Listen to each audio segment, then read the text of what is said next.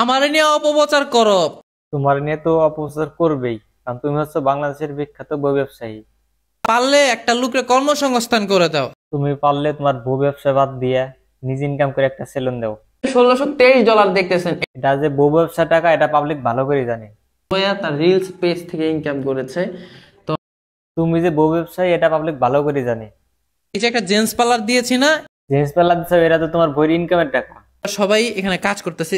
তাদের কাছ থেকে তোমার কিছু শেখা উচিত। তারা কাজ করে খায়, তোমার মতো বইয়ের ইনকামের টাকা খায় না। আর উপরে উঠতে পারি, আমি তো আরো পার্লার দিতে পারি।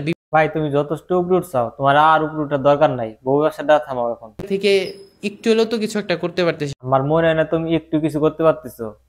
ফেসবুকে এসে নষ্টামি ভন্ডামি তুমি করে বেড়াও।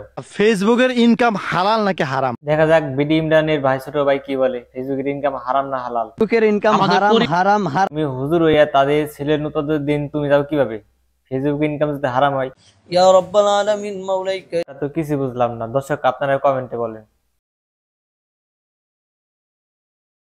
শালা বউদের মনে হয় ইনকাম হচ্ছে না ফেসবুকে, এখন যাত্রা বলে নাচাতে নিবি। আমি যে বাবা হতে যাচ্ছি, তুমি যে বাবা হবা, ওই সন্তানের বাবা কিনা আমার সন্দেহ আছে। তুমি আমার এখনো বলো নাই। তোমার তো বলার কথা না। দেহ গে বুকা জুনাইদ কি করছে, বুকা জুনাইদের কাছে খবর নাও। জেনে গেছি। তুমি তো জান ভাই বুকা জুনাইদ কি করছে। স্বপ্নে দেখি আমার স্বপ্ন কি দেখবে? তুমি হুজুরওয়ালা মানুষ, তোমার বউ নিয়ে জুনাইদ টান মারছে। যাও ছাতা মারা ছাতা মারা। আরে নিটির ভাবি চাপা মারার কি হলো এই জায়গা?